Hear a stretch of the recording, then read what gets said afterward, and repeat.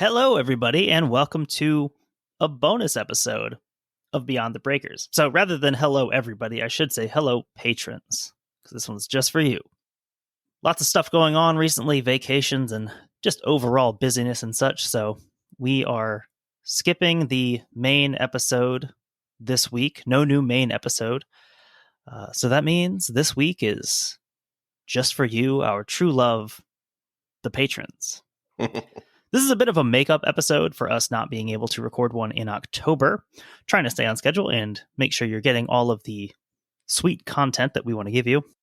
We're going to be talking about some egos, some drama, some backbiting. Are we talking about Elon Musk? We could totally just shift things here and just discuss what Elon Musk has been up to. Let's not. But I made all these notes for a reason. All of those things contribute to making a good story. This is going to be a story about the people behind the U.S. victory at the Battle of Lake Erie. So first off, I'll say if you haven't checked out the live stream with On This Date Canadian Military History, go check it out. It's on YouTube. It's about an hour, and we talk a little bit about the battle itself and its impact on the U.S. and Canada. We can put a link to that in the show notes, too. Yeah, for sure. As well as the overall impact and just the perception of the War of 1812 on both the nations of the U.S. and Canada. It was really fun to get, just different perspectives about what the war means in different places. So yeah, definitely check that out. We will do a quick rundown of the battle itself and then get into the main discussion. Some of the battle portions might sound repetitive from the live stream if you watch that, since I'm working from some of the same notes that I just kind of tweaked and expanded for this. Made a bunch of notes that I didn't get to in that, just not super relevant to our discussion there, but totally the kind of thing we would discuss on a bonus episode. So working smarter, not harder, I took those and funneled them into this. So here we go. The Battle of Lake Erie. We're going to do a speed run through the War of 1812 here. All right. In the early months of the war, in August of 1812, the very, very important city of Detroit on the northwestern frontier fell to the British. That itself is a pretty interesting saga. Lions Led by Donkeys actually had a good series about the War of 1812. That was one of the kind of the highlights, talking about Isaac Brock and the fall of Detroit to the British. And that was a real big concern. Right. In western Lake Erie, because that left the northwestern frontier open to invasion from Canada.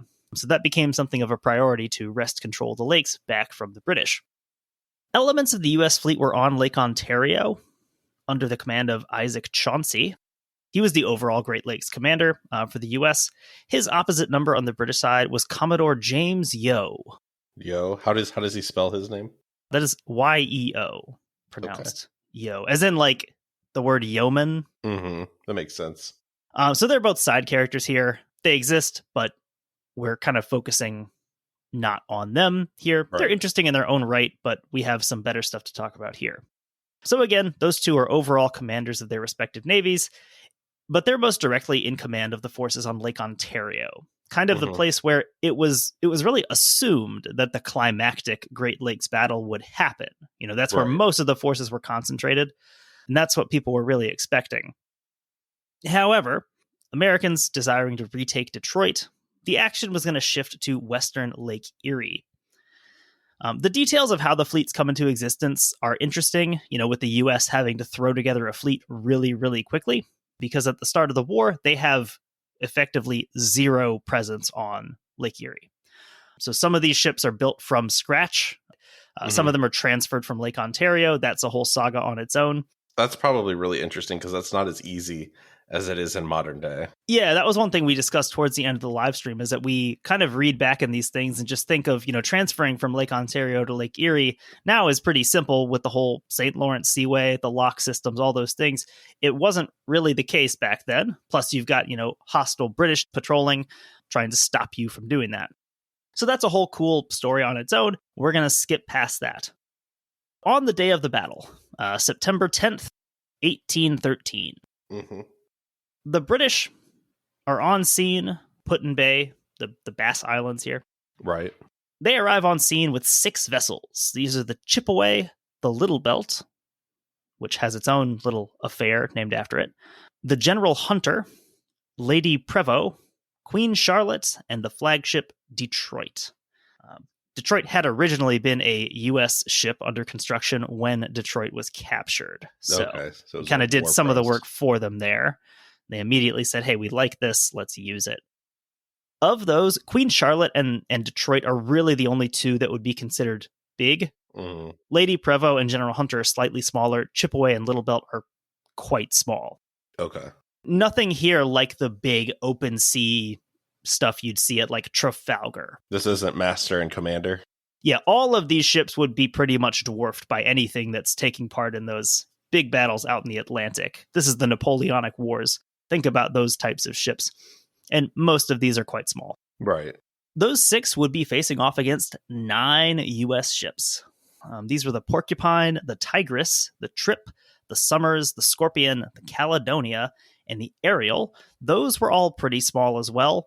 And those had very, very few long guns. Some of those, like the Porcupine and the Tigris, they had as few as one single long gun. Wow, okay. So these are definitely not heavily armed vessels. These were effectively used as gunboats, so just one oriented forward and kind of intended to stay out of the thick of it. You'll notice, that was only 7.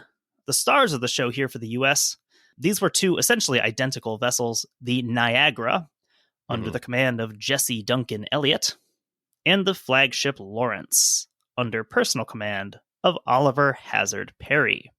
I know that name. That's a name that, I think decently well-read people on U.S. history probably know the name Oliver Perry, arguably the biggest character in the Battle of Lake Erie, but there's one figure who would argue differently, and we're going to talk about him a lot today.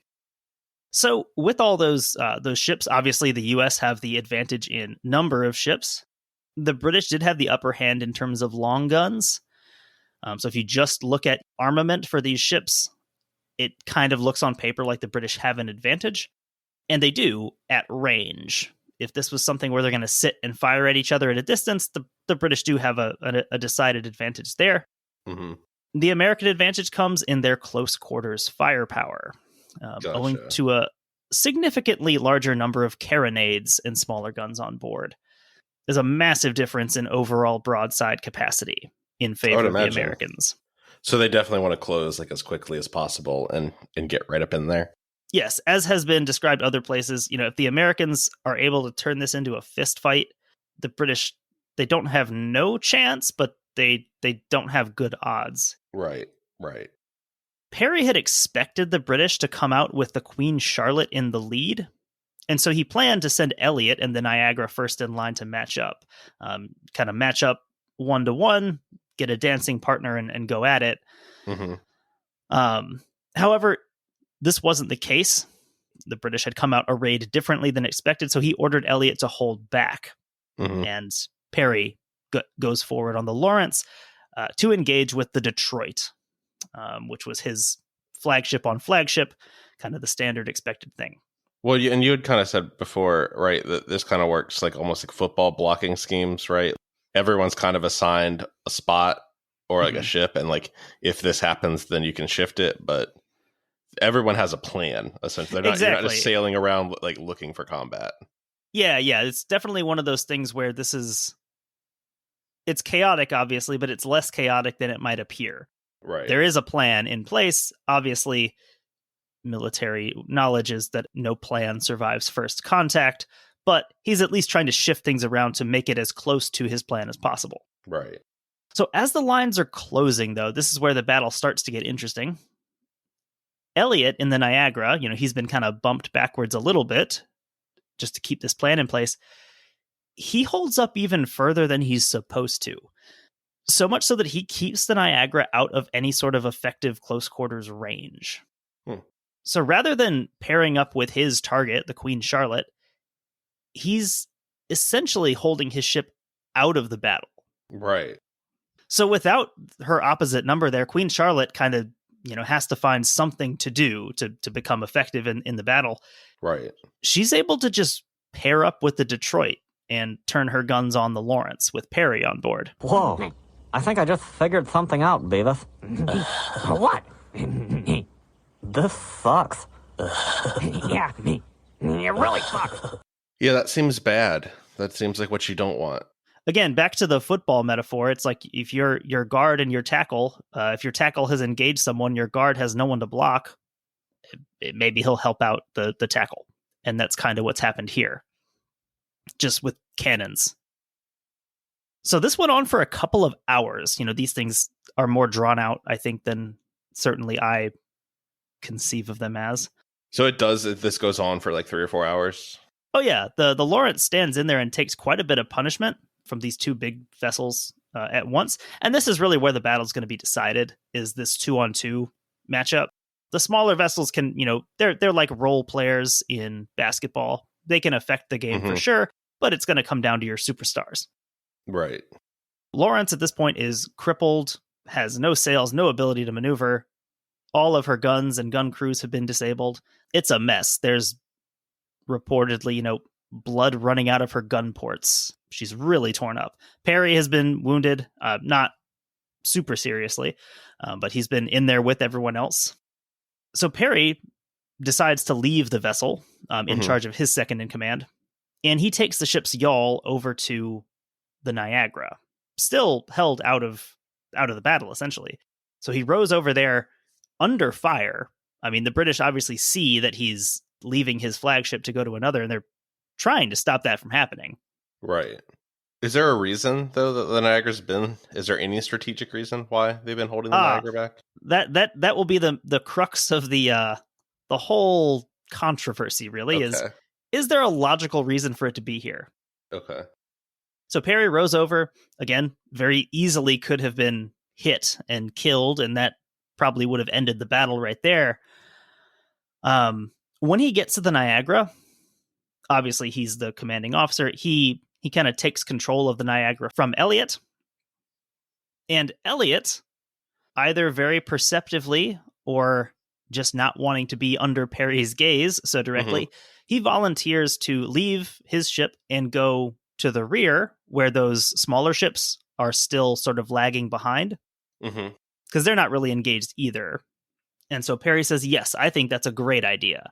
Go do that. So Elliott does that. He heads back and he takes command of that kind of smaller squadron.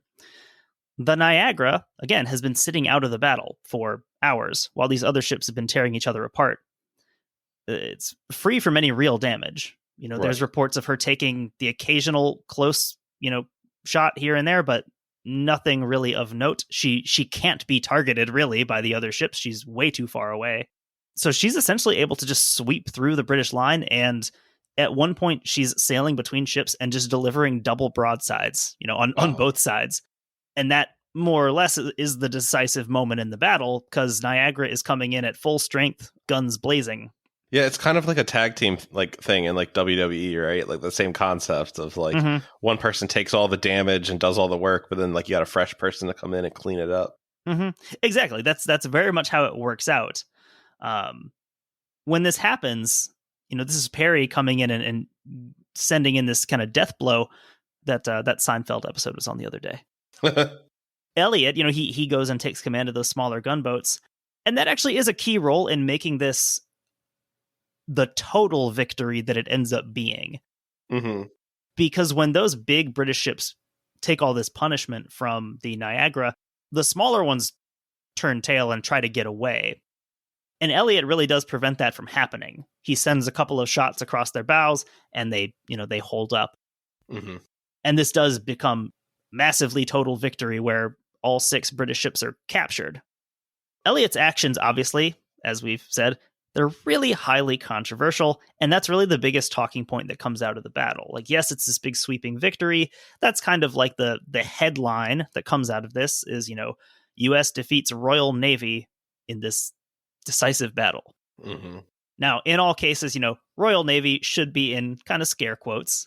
Right. Yes, these are Royal Navy officers. These are technically Royal Navy ships, but this is not the Royal Navy.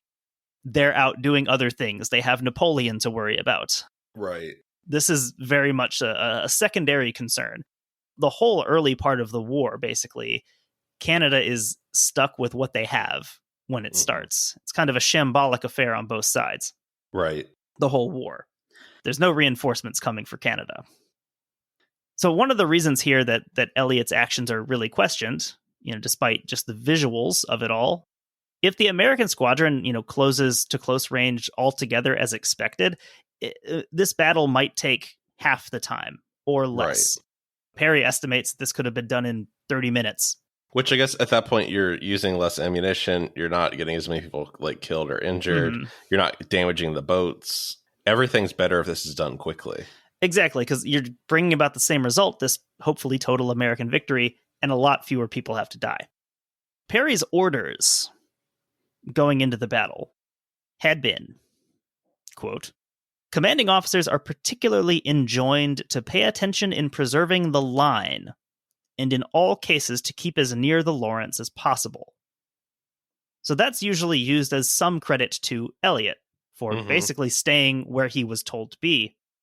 However, he also included this: engage each your designated adversary in close action at half cable's length. So those are two orders that can't both be complied with 100%. Right. We'll get more into the details there, but just right off the bat, it's not like Elliott just has to follow a checklist and say, yes, I'm doing all these things. There are many decisions that go into these, and certain weight that has to be given to these different orders. Mm-hmm. So just a quick aftermath. This is a total American victory on the lake. This sweeps all British power from Lake Erie. So that leaves Detroit very exposed, which was the goal. Mm-hmm. British land forces under Henry Proctor, they pulled back into Canada, which forced Tecumseh and his native contingent to follow suit. That's a really interesting element here, is the powerful role that Tecumseh and his native confederacy plays here. Yeah, that's interesting. It's kind of a preview of the future out west, where there's these other parties involved. Right, and that was a huge sticking point for the Americans, is that, there had been these native agitations on the border, things like, Battle of Tippecanoe is all involved with that. And, this massive native army that was all united under Tecumseh, obviously the military role, but it also had a huge psychological role for Americans. The idea that there was this, native confederacy all up and down the western border that was seen essentially at Britain's beck and call, which wasn't the case necessarily, but that's certainly how Americans saw it. Right. Tecumseh wanted to stay and defend Detroit. He thought that was strategically the best idea.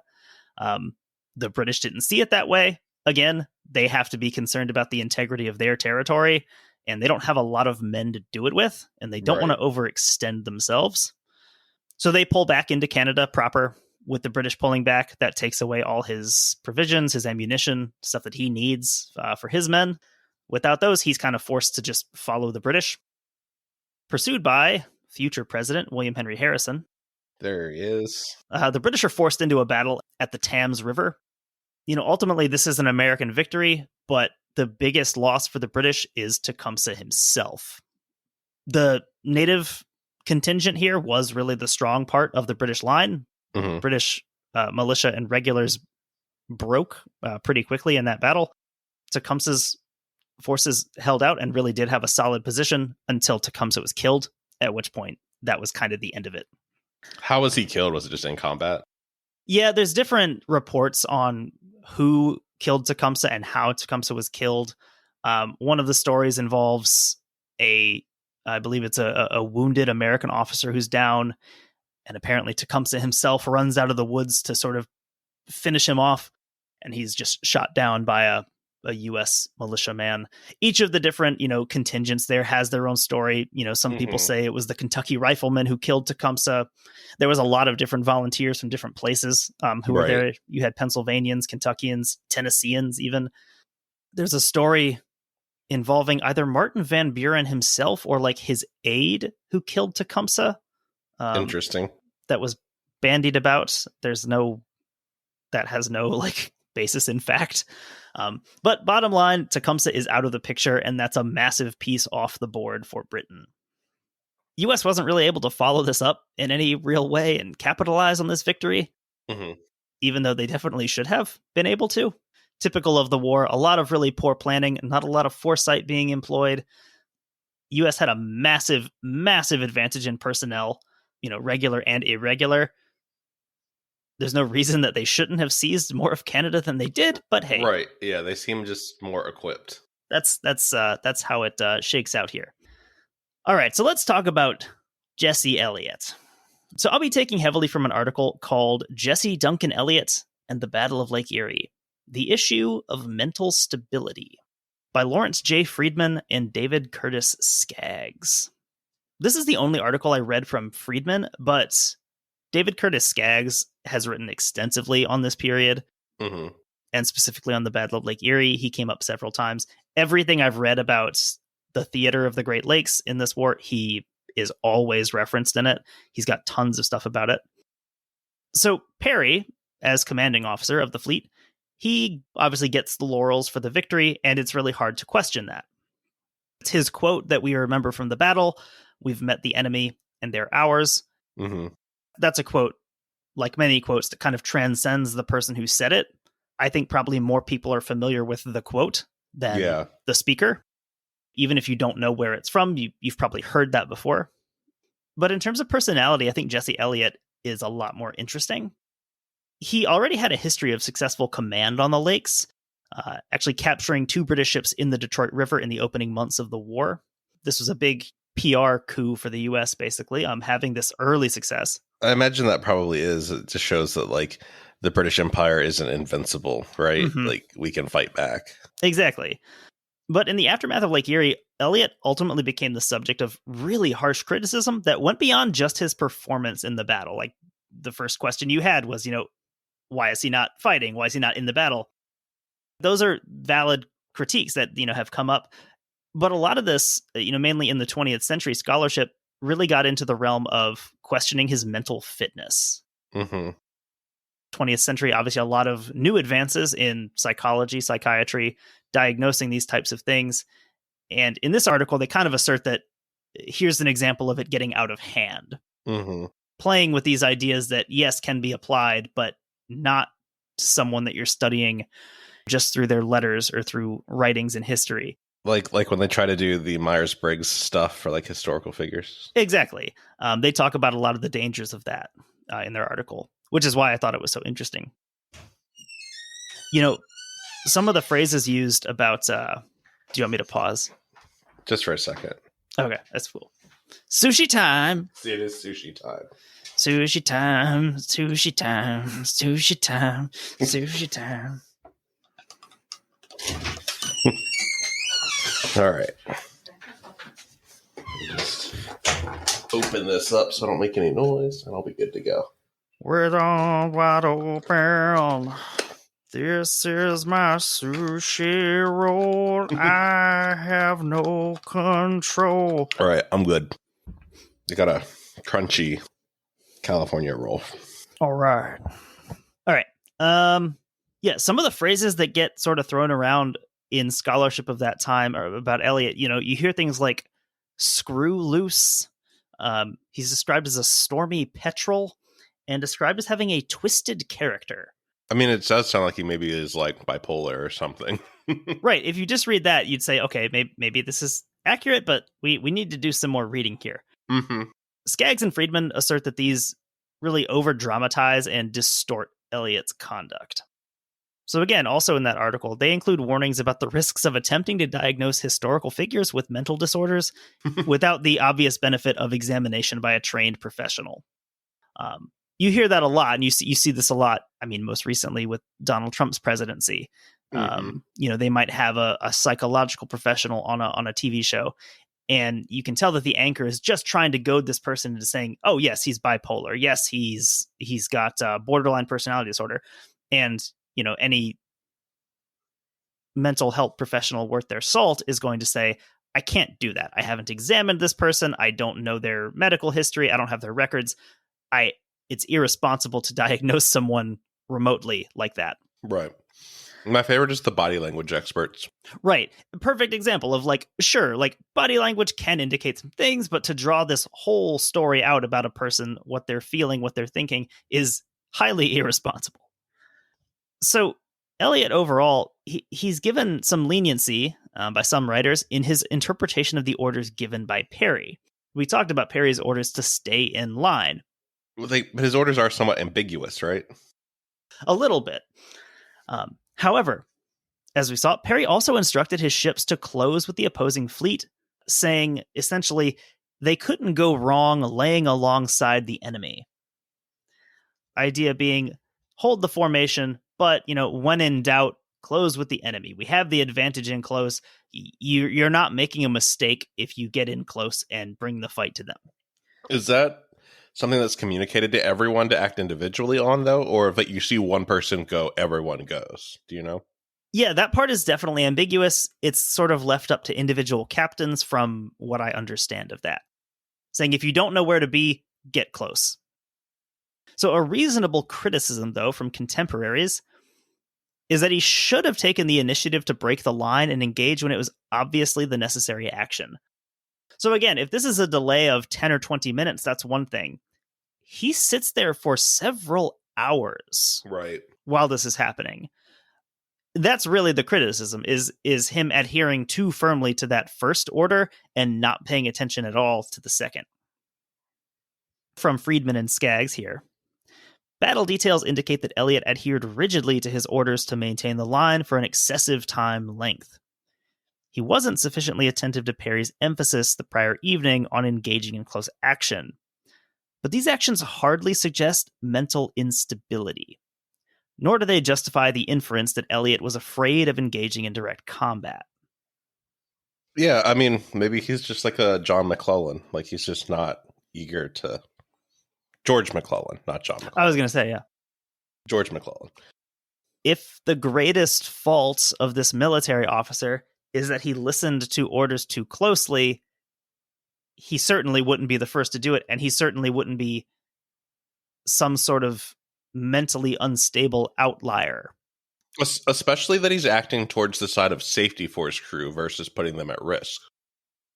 So as we said, ultimately the Niagara does play a decisive role in the battle, sweeping in to finish things off after being basically untouched for all that time. Acting as a reserve, whether Perry wanted it to or not, the Niagara lands the killing blows on the Queen Charlotte and the Detroit. Is there some glory chasing after this that oh, well, we did all the work, you just came in and is that a discussion? That's a lot of what happens here. After the battle, this is a really interesting portrait in the sort of military diplomacy of the time internal to the Navy. After the battle, Perry doesn't say anything explicitly critical of Elliott, but basically his praise just isn't as effusive as Elliott would want it to be. It's like a Michael and Dwight situation. And really the interesting thing here is that Perry does play it off pretty graciously, all things considered. Perry easily could have been killed because Elliott held his ship back and didn't really follow through on what was expected there. Perry's under fire with his guys for hours from multiple sides. He's got to escape under fire in this little boat to take command of the Niagara. Just on a personal level, Perry could have easily been really upset, pretty pissed at Elliott. Not to mention possibly, ruining the whole plan. Really could have laid into him for that. Up yours, woke moralist. I feel like it's very much a process versus results thing. This is more of a follow the process kind of thing. Even though it worked out, definitely not best practice. Yeah, you see that at any job. Sometimes something ends up not being a total disaster, but you definitely could have done it better. In Perry's dispatches, he even mentions Elliott as having had the Niagara in, quote, close action when Perry came over to her. Even though that's objectively not true. Sources would agree that she was definitely not in close action, but Perry, mentions that in his report, which is a pretty clear attempt on his part to paint Elliott in a better light than he could have. So quoting Perry in Friedman and Skaggs, Perry, quote, felt no disposition rigidly to examine into the conduct of any officer of the fleet, and strange as the behavior of Captain Elliott had been, yet I could not allow myself to come to a decided opinion that he could possibly be guilty of cowardice or treachery. That's really interesting.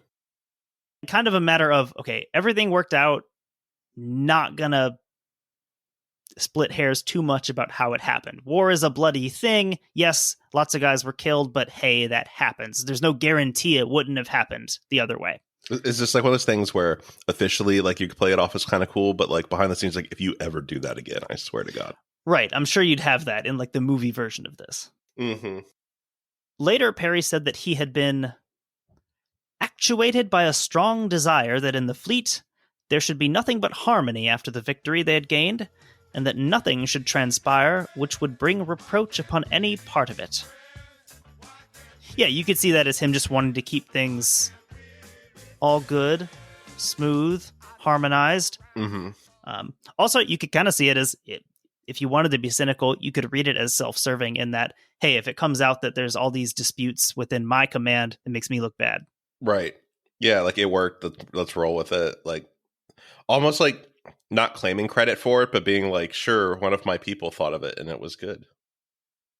So that article comments that he was following a naval tradition not to disparage the actions of any subordinate in a victory report.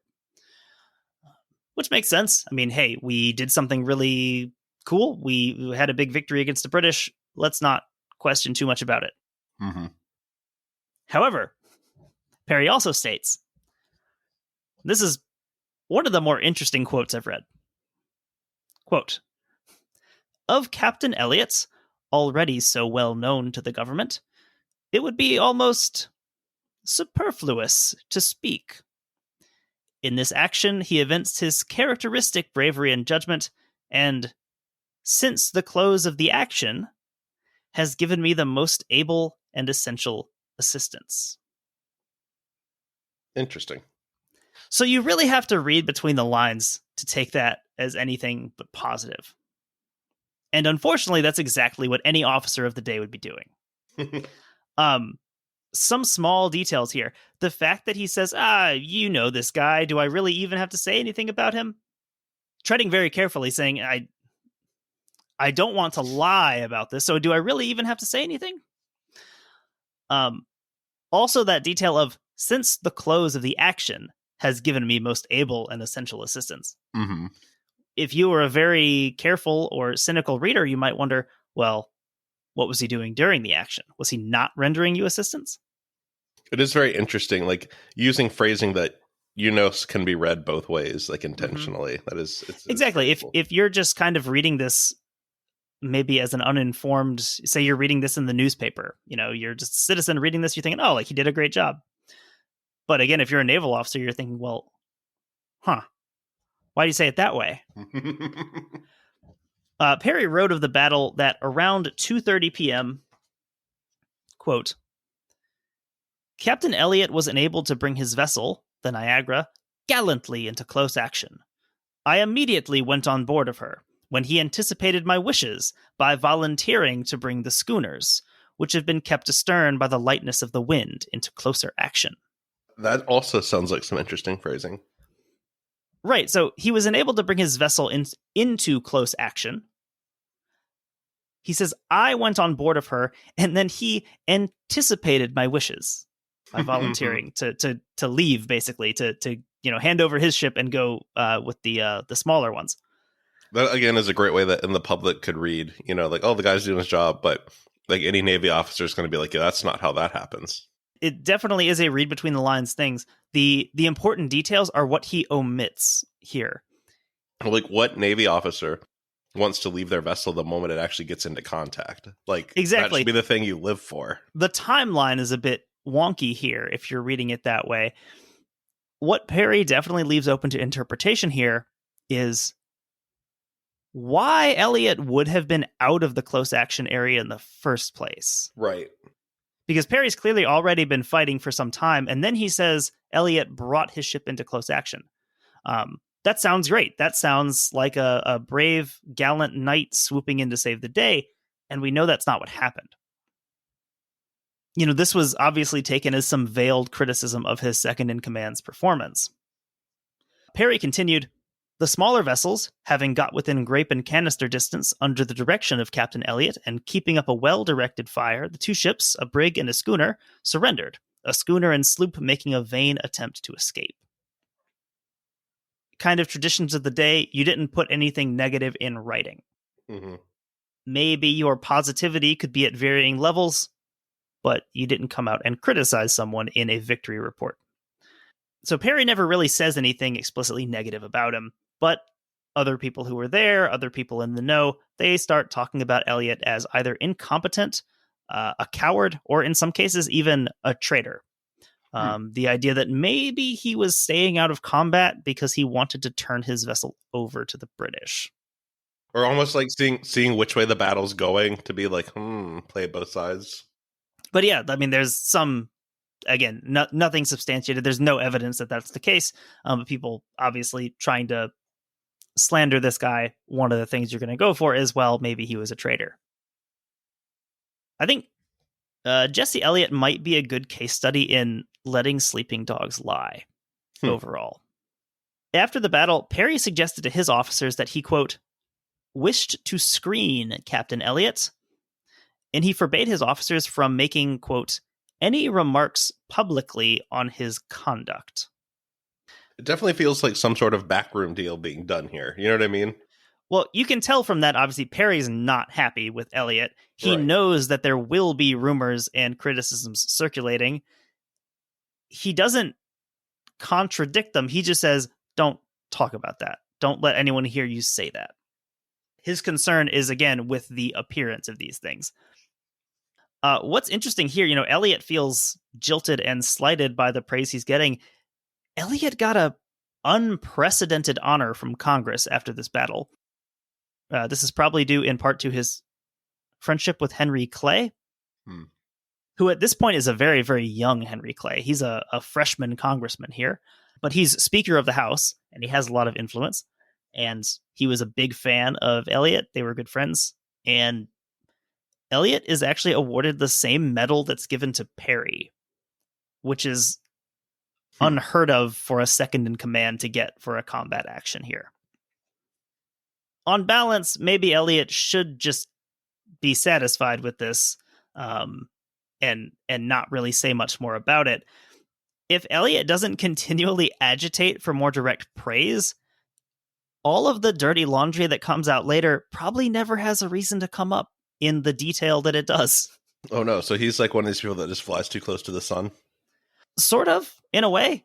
Maybe he's not written about as much in the aftermath of this, but also, he got a really cool medal that he, just looking at traditionally shouldn't have received, just looking at the way that these hierarchies usually worked. Mm-hmm. Maybe he should have just been happy with that. However, I think the interesting thing here, though, is looking at it from the other side. From that continued agitation from Elliott, it's also pretty clear that he doesn't feel like he did anything wrong. Like, you wouldn't keep bringing this up if you secretly thought that you were guilty of something. Right. He's repeatedly asking for investigations and inquests and interviews and reviews of people's actions. He clearly doesn't think that he was, acting inappropriately. Perry even responded positively to Elliott's request for more praise after the initial report. The report comes out. Elliott literally writes saying, hey, could you do this again and give me more praise? I mean, not literally, but that was the gist of it. And Perry takes that pretty well. Again, publicly at least. He responds saying, I am indignant that any report should be in circulation prejudicial to your character. The conduct of yourself, officers, and crew was such as to meet my warmest approbation. And I consider the circumstance of your volunteering and bringing the smaller vessels to close action as contributing largely to our victory. I shall ever believe it was a premeditated plan of the enemy to disable our commanding vessel by bringing all their force to bear upon her. And I am satisfied, had they not pursued this course, the engagement would not have lasted 30 minutes. I have no doubt, if the Charlotte had not made sail and engaged the Lawrence, the Niagara would have taken her in 20 minutes. So if we remember the details from the battle, Perry's kind of intentionally writing that backwards. Right. The Niagara wasn't taking on two vessels because of some dastardly plan by the British. It was doing it because the Niagara didn't come with him. Yeah, he's kind of writing something to fit a narrative that's already been written. It's kind of taking what happened and telling a different story about it. Exactly. Which, again, something that he's not really obligated to do at this point, now that this has come back up. Again, he sort of goes out of his way to try and give a good story for Elliott. And if Elliott would just take it and say, thank you, sir, maybe this all blows over. But that doesn't happen. So there's this next process of Elliott trying to get subordinates to vouch for his performance. He's basically looking for recommendation letters. Wow. From his subordinates. I feel like he has to be so annoying. Which at the time, like this is even mentioned in some of the articles, this was just not something that you did. Even now, it would be a little bit strange, right? For your boss to be asking you for a letter of recommendation for something. Right. And it was weird at the time and kind of seen as like beneath the behavior of, what an officer should be. Instead of scrounging around with his subordinates for praise. Quote, Elliott prodded officers in his squadron to write letters reappraising what had happened on September 10th. He appealed especially to those whose names were omitted or slighted in Perry's action report and hinted obliquely at his input into their efficiency ratings. Saying, hey, you do something for me, I will do something for you.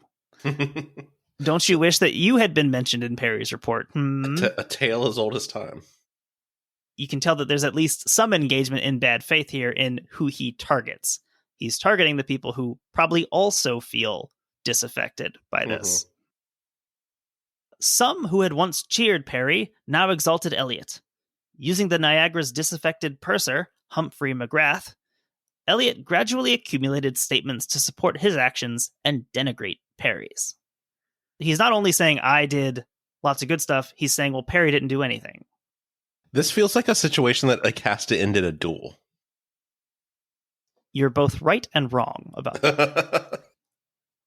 We'll see. So when those requested letters weren't as forthcoming as he hoped they would be, Elliott, who was still in command of Lake Erie, Perry left to take a different command. That leaves Elliott now basically in Perry's spot. Again, when he didn't quite get the support that he wanted, Elliott retaliated against several officers by sending them into basically isolated garrison duty at Put-in Bay over the winter. It's a cold place to be in the winter. If you didn't write the letter that he wanted you to write, that was where you were spending the winter. Getting into some of just like very open retaliation against subordinates. And again, this wasn't really kept secret as to why. Everyone knew that this was his angle. Also, though, like back in the day, like information moves so slowly that like, who's going to stop you? You know what I mean? Like, right. You don't have to send these reports. Like, these reports take weeks sometimes to. And this is still in 1813, so this is not that long after the battle. And at this point, focuses have shifted. Lake Erie is not really a pressing concern for anyone. He's kind of in charge of his little kingdom here. Mm-hmm. Later, Perry would accuse Elliott of, quote, manifesting an unjust hostility towards the surviving officers and the men of the Lawrence, and particularly towards such officers of the fleet as had declined giving him certificates of good conduct. What's also funny about this is that there's the American side of things. There were other people at the Battle of Lake Erie also. Right, yeah. What did they think? So British testimony comes into this from prisoners who'd been taken at the battle, which is kind of funny when you think of it. Like you're a prisoner, maybe in a cell. You to testify against the other ship. And a guy comes in to talk to you, say, hey, like how did this go down? Give me the juice. Give me the deets. By and large, these were not favorable to Elliott. One of them said, when asked about what was happening, he said, quote, the Niagara was so far off, we could not injure her. So she's literally too far away to engage. So even had we wanted to, we couldn't have hit her. She was so far away. Another British officer said, had Captain Elliott belonged to the British Navy, he would have been hanged. Royal Navy, they've got some experience. They know their stuff. They don't play with stuff like that, which I thought was interesting. Whether he was, you don't know their mind state at the time. He's a prisoner. Maybe he's just wants to mess with. Yeah, to sow discord.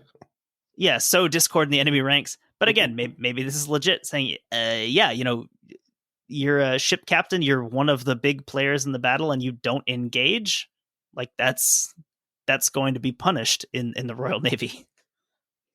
So by the end of 1813, Elliott actually appeared to be slacking off in his little crusade for glory, and trying to steer a less aggressive path. After taking counsel with a close relative living in Erie, this person advised him not to go after Perry, saying, this is just a bad idea. This guy is a superstar. He's the hero of Lake Erie. Better not to do that. Is it? I mean, this whole thing just does kind of sound like glory chasing, though, right? Like, I want to be famous. From right. So Elliott sort of put the brakes on his campaign against the Commodore. Perry left on his new command. He took control of the USS Java, a newly built ship. And the whole thing sort of seemed to have blown over. However, adding more fuel to the fire was the court-martial of Robert Barclay, which brought it all back into the discourse. Robert Barclay was the commander of the British fleet at Lake Erie. Pretty much standard practice of the day in the Royal Navy was, if you were the commanding officer of a defeat, there was going to be a court-martial. Whether you were directly criticized leading up to that or not, it was just standard practice. So like basically like just like a inquiry into like what went wrong. What the hell's going on out here? Essentially just an investigation of, okay, why did we lose this battle? Less from even a legal standpoint than a military one, of saying what happened that made us lose this battle. So really, I mean, Barclay's conduct was never really questioned. I mean, he was kind of in a bad position militarily anyway. And during this court-martial, it was asserted that the Niagara was, quote, making away from battle. Which is a small detail, but it's a big detail difference. Right. Of, was she holding back, or was she actively turning away from the battle? That doesn't look good, but ultimately, Barclay's commanding this battle. He has bigger things to worry about. Whether he perceived this as the ship turning away from battle when it was in fact just holding back, it's an easy mistake he could have made. Right. Yeah, because at a certain point, it's not a threat. You're moving on to the next thing that is. Yeah, it's out of my field of concern. It doesn't really matter what it's doing for now. Right. So this led Elliott actually to request a new board of inquiry in April of 1815. This heard witnesses from both the Niagara and the Lawrence. These witnesses split their support based on whose command they had been under. So that was 5 for Elliott and 2 for Perry. Perry himself wasn't called in as a witness, presumably just not to bother him. Mm-hmm. And the inquiry didn't come to any new conclusive ruling, but it did rule that any attempts to criticize Elliott's actions were unfounded. So basically an acquittal. You could see it that way. Yeah, I mean, just kind of like we're moving on from this. Still didn't give Elliott what he wanted. What he wanted was like a huge, adulatory statement that he was the victor and the hero of Lake Erie. Mm-hmm. That was never going to happen. Not this far after the fact. They're never going to do that to Perry. He gets all he could have reasonably expected. In 1818, Elliott would actually be promoted to post captain, which is the highest rank in the U.S. Navy at the time. And this put Elliott and Perry at technically the same grade. So they're now equals. I'm sure Perry was super excited about that. In the hierarchy here. This same year, Elliott learned that, quote, Perry was threatening to release the full details of the battle if Elliott continued to discuss it. It's just very funny. Like, stop talking about it. Right. Like, this guy feels so annoying. Like, you've got your cool medal. You had this whole board of inquiry that came and said, like, hey, like, stop ragging on this guy. He did nothing wrong. He did his job. Here's where we get to some good 19th century exchanges of some barbed words. Perry stated that it was, quote, humiliating to be under the necessity of replying to any letter written by a person who so little knows what becomes a gentleman. It's very different than some of the other things he said. That is a harsh burn there from Mr. Perry. Writing to Elliott, he said, "I shall never cease to criminate myself from having deviated from the path of strict propriety for the sake of screening you from public contempt and indignation." So things are getting very hot here. It sure sounds like it. Elliott responded by writing, "I must resort to some other weapon more potent than a pen. Yes. One that will at once place me above your cunning and teach you that all your former low and ungentlemanly acts shall not shield you from the chastisement you merit." Is this when they start breaking out into Hamilton, into like the 10 duel commandments? Is it obvious what he's saying here? I think the man wants to duel. That is correct. And Perry would actually refuse this challenge to a duel. Okay. Which, hey, that's a thing you could do also. This was kind of at the point when dueling was beginning to fall out of fashion as a thing that people did. And you can certainly see from Perry's perspective here, you can tell that Perry feels comfortable and very self-assured with his conduct and, his current status. Why would I accept a duel from this guy who is... Yeah, it's like beneath him. Who's not anywhere near me. I have all the accolades I could possibly want. It's one of those things where, it looks very good on your resume, not so good on mine. Right, you need the duel, not me. Yeah, this is only going to benefit him, benefit Elliott.